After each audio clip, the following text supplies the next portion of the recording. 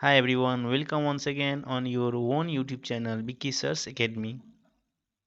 यह ज्यामिति सीरीज का तीसरा वीडियो है और इस वीडियो में हम क्लास 9th के NCERT मैथ्स एक्सरसाइज 6.1 का डिटेल सॉल्यूशन देखेंगे। तो चलिए शुरू करते हैं। पहला प्रश्न है line AB and CD intersect at O। इसका मतलब ये हुआ कि AB और CD है ना, दो लाइन हैं जो कि एक पॉइंट O पर इंटरसेक्ट कर रही है यानी प्रतिच्छेद कर रही है। तो शीर्षाभिमुख कोण से एंगल AOC और एंगल BOD ये क्या होंगे, दोनों आपस में बराबर होंगे, ठीक है ना। और दिया हुआ है इसमें एंगल BOD 40 डिग्री है, तो यहाँ पे अगर 40 डिग्री होगा तो ये भी 40 डिग्री हो जाएगा, ठीक है ना। और दिया हुआ है angle AOC plus angle BOE is equals to 70 degree. तो चलिए इसको लिख लेते हैं, angle AOC plus angle BOE is equals to 70 degree.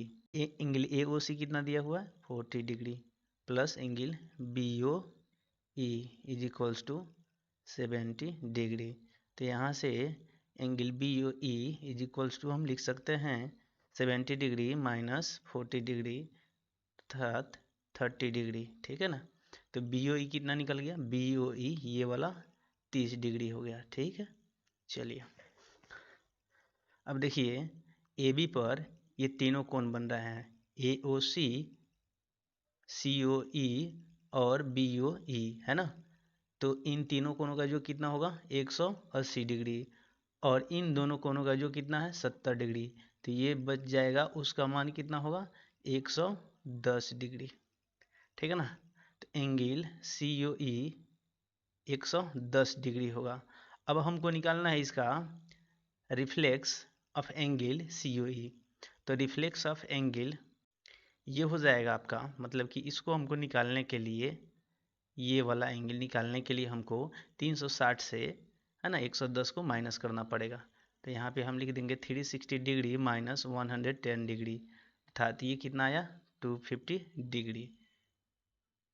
जैसा कि फिगर में दिया गया है कि XY है ना एंड MN लाइन है और ये एक दूसरे को वो पॉइंट पर इंटरसेक्ट कर रही है, ठीक है ना। और एंगल POY कितना है 90 डिग्री है। जब ये 90 डिग्री है तो ये कुल ये जो बचेगा ये दोनों का मान कितना हो जाएगा, इन दोनों का मान 90 डिग्री हो जाएगा, क्योंकि XY है ना एक लाइन है और इस लाइन पर ये तीनों एंगल बन रहे हैं। तो जब POY 90 डिग्री है तो बाकी का ये जो दोनों बचा हुआ एंगल है ये कितना हो जाएगा 90 डिग्री, मतलब A प्लस B है ना ये 90 डिग्री हो जाएगा। क्योंकि यहाँ पर A और B का रेशियो दिया हुआ है, तो A और B का रेशियो कितना है 2:3, ठीक है ना। तो यहाँ पर A इज इक्वल टू कितना हो जाएगा 2 बाई इन दोनों का जोड़ 2/5 इंटू है ना ये कुल कितना 90 डिग्री है। तो यहाँ पे है ना ये 36 डिग्री हो जाएगा, बात समझ में। अब देखिए अब B कितना होगा, B का रेशियो कितना है 3, तो 3 अपॉन ये कुल कितना है 5 इंटू 90 डिग्री, ठीक है ना। तो ये हो जाएगा 18 है ना। तो 18 3 जा 54, यह मतलब 54 डिग्री। तो देखिए यहाँ पे ये 54 हो जाएगा, B का मान कितना आ गया 54, तो ये कितना हो जाएगा 54 डिग्री। अब देखिए अब ये पूछ रहा है कि फाइंड C, मतलब इसका मान कितना होगा, ठीक है, इसका मान कितना होगा। तो अब देखिए XY सरल रेखा है, ये जो एंगल XON बन रहा है और NOY ये दोनों आसन कोण है और इन दोनों का जो कितना होगा 180 डिग्री होगा, ठीक है ना। तो हमको एंगल C निकालने के लिए हमको क्या करना पड़ेगा 180 से माइनस कर देना पड़ेगा 54 है ना, तो ये बचेगा 126 डिग्री। प्रश्न है यदि PQR बराबर PRQ, मतलब ये ट्राइंगल दिया हुआ है, उस ट्राइंगल के QR बेस पर ये ST एक लाइन है, ठीक है ना। और इसमें कह रहा है कि PQR मतलब ये वाला एंगल बराबर है एंगल PRQ के, एंगल PRQ मतलब ये PRQ वाला, अर्थात ये इन दोनों के ये दोनों आपस में बराबर है। अब हमको साबित करना है क्या चीज़ PQS मैंने ये वाला है ना इस एंगल के बराबर PRT के बराबर होगा। तो जैसे देखिए यहाँ पर ध्यान से देखिएगा, से दिया हुआ है ये अच्छा, ST पर ये PQ किरण आधारित है, तो इस प्रकार से जो दो आसन कोण बन रहा है PSQ और PQR, यहाँ T लिख सकते हैं ना, PQR लिखिए या PQT लिखिए, दोनों बात बराबर है, ठीक है। तो चलिए इन दोनों का जो कितना होगा, इन दोनों आसन कोणों का जो कितना होगा 180 डिग्री का है, तो यहाँ हम लिख लेंगे angle PQS plus angle PQR, है कि नहीं। ये कितना होगा 180 डिग्री के, इसको हम इक्वेशन 1 ले लेते हैं, ठीक है ना। अब देखिए यहाँ ST पर PR भी है ना किरण आधारित है, ये दो आसन कोण बन रहा है PRT और PRQ, इन दोनों का जो कितना होगा 180 डिग्री होगा।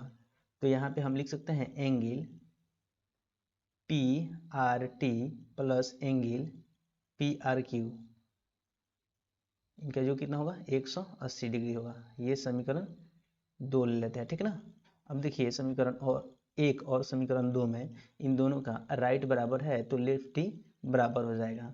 तो हम लिख देंगे from equation first and second, angle PQS plus angle PQR बराबर हो जाएगा ये किसके, angle PRT plus angle PRQ के।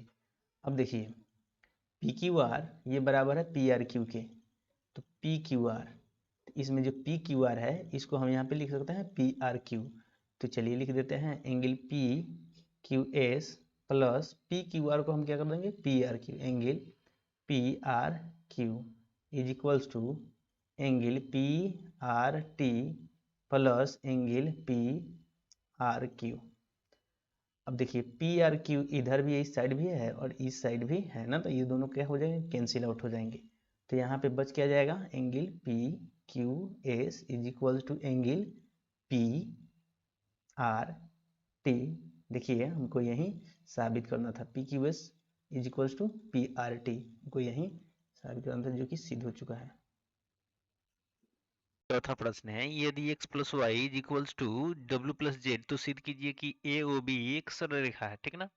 देखिए x प्लस वाई और इसको हम ये इसलिए लेते हैं कि यहाँ जो ये पॉइंट O पर ये पूरा जो एंगल बनेगा, ठीक है ना, वो 360 डिग्री का बनेगा। तो हम ये लिख सकते हैं यहाँ पर x plus Y plus W plus Z, ये कुल कितना बनेगा 360 डिग्री। देखिए अब x प्लस वाई है और w प्लस जेड है, तो x प्लस वाई के लिए x प्लस वाई लिख देते हैं और w प्लस जेड को हम लिख सकते हैं x plus Y is equal to 360 degree.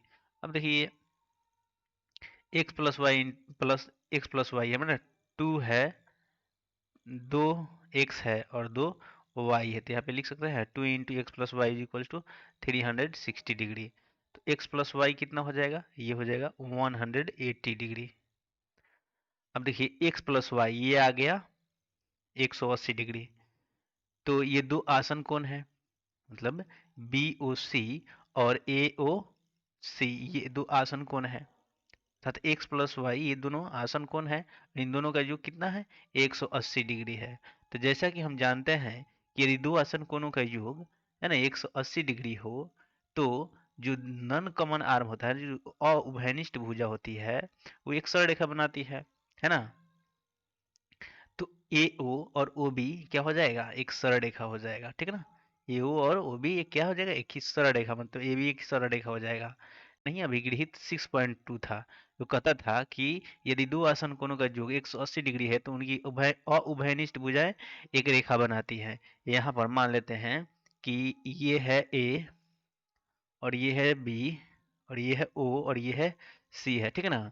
तो यहाँ पर अगर x एंगल बन रहा है और यहाँ पे y एंगल है, ये दोनों का योग अगर x प्लस वाई है, ठीक है ना, x प्लस वाई है, तो ये कितना हो जाएगा, ये जो AO होगा और OB होगा ये क्या होगा, एक सरल रेखा बनाएगा। बात समझ में है ना। तो ये अभिगृहित 6.2 से हम लिख सकते हैं AO और OB एक सरल रेखा बनाएगा, अर्थात AOB क्या होगा, एक लाइन होगी, है ना। तो हेंस हम लिख सकते हैं, hence AOB would be a line. क्यों? by axiom of 6.2. क्वेश्चन है POQ is a line. जो फिगर में दिखाया गया है POQ is a line, मतलब POQ एक रेखा है और OR is perpendicular to line PQ. OR जो है ना PQ पर लंब है और OS is another ray line between rays OP and OR, मतलब कि OS एक दूसरी किरण है जो OP और OR के बीच में कहीं पर है। तो हमको साबित करना है proof that ROS angle ROS मतलब ये एंगल जो होगा ना वो QOS और माइनस POS है ना, मतलब कि इन दोनों के डिफरेंस के हाफ होगा।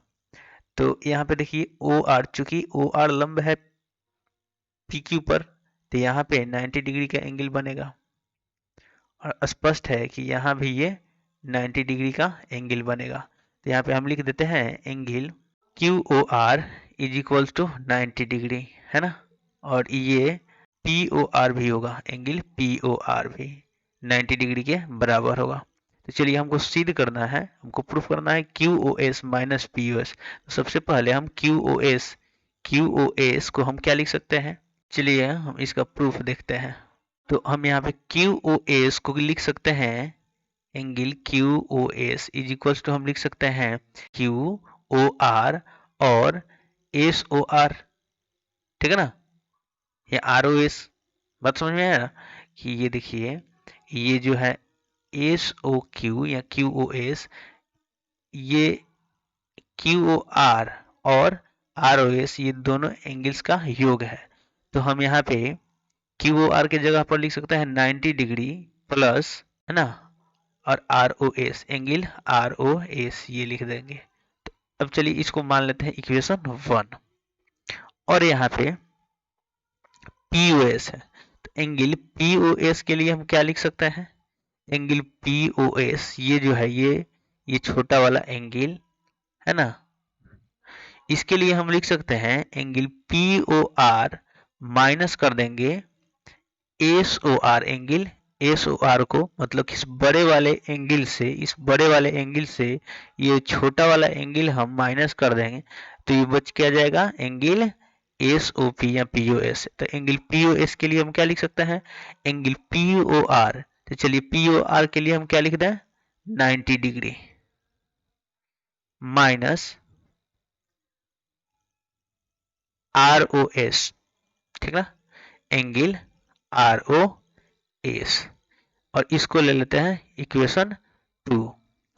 अब देखिए हमको QOS माइनस POS मंगाना है, QOS माइनस POS। तो इसके लिए हम क्या करेंगे, इक्वेशन 1 से इक्वेशन 2 को सब्ट्रैक्ट कर देंगे। तो हम यहाँ पे लिखेंगे ऑन सब्ट्रैक्शन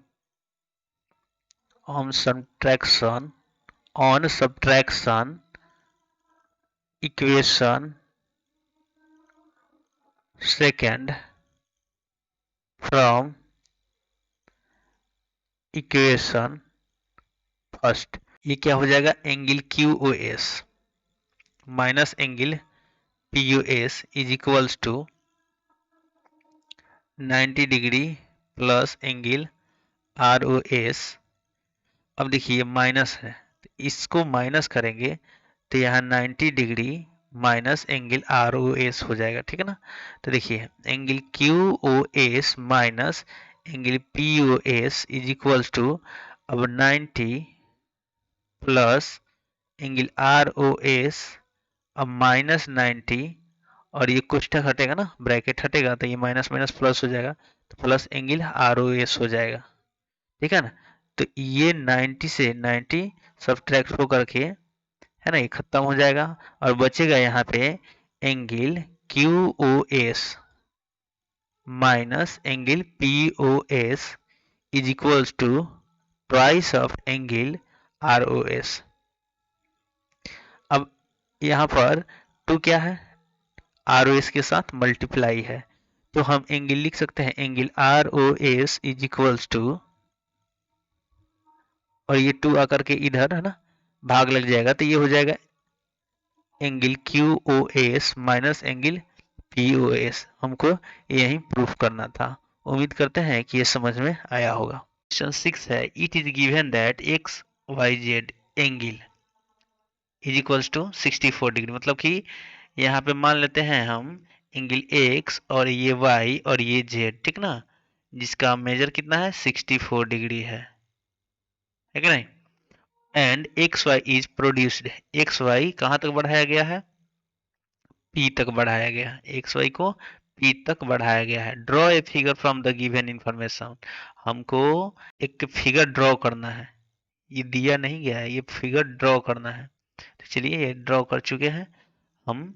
और यहाँ पे एक्स वाई जेड 64 डिग्री है और रे वाई क्यू, यहाँ पे वाई क्यू जो है, वाई क्यू है ना, वो बाइसेक्ट करता है एंगल जेड वाई पी को, जेड वाई पी को बाइसेक्ट करता है। अर्थात यहाँ पर अगर एक्स डिग्री होगा तो यहाँ भी एक्स डिग्री बनेगा, ठीक है। तो उसके बाद पूछ रहा है एक्स वाई क्यू का मान पूछ रहा है और and reflex angle Q Y P, Q Y P का जो प्रतिवर्ती कोण होगा ये पूछ रहा है। तो चलिए इसका सोल्यूशन देखते हैं। क्योंकि हम सब जानते हैं कि एक सरल रेखा पर जितना भी कोण बनता है वो कितना डिग्री का होता है 180। सबका मेजर कितना, ये सम कितना होता है 180। तो यहाँ जितना भी एंगल बन रहा है ना इस सरल रेखा पर बन रहा है और इन सब का जो कितना होगा 180 डिग्री। तो हम लिख सकते हैं x plus 64 is equals to 180, ठीक ना। तो 2x is plus 64 is equals to 180 degree. तो अब 2x इज इक्वल्स टू हम लिख सकते हैं 180 माइनस 64 और ये हो जाएगा आपका 6 और x इज इक्वल्स टू कितना हो जाएगा 160 बाई 2। तो ये आएगा 58 डिग्री। मतलब यहाँ पर 58 डिग्री का एंगल बनेगा, यहाँ भी 58 डिग्री का एंगल बनेगा। अब यहाँ पे पूछा जा रहा है कि find angle X Y Q, मतलब एक्स वाई क्यू, यहाँ पे एक्स वाई क्यू का मान क्या होगा, यहाँ से लेकर के यहाँ तक का है ना मेजर क्या होगा। X Y Q 64 degree plus X होगा, तो 64 डिग्री प्लस एक्स, तो एक्स का मान कितना है 58 आया हुआ, ठीक ना। तो यहाँ पे हम लिख सकते हैं 128 डिग्री। एक्स वाई क्यू तो निकल गया 128 डिग्री। अब रिफ्लेक्स ज्ञात करना है किसका, तो reflex of angle Q Y P.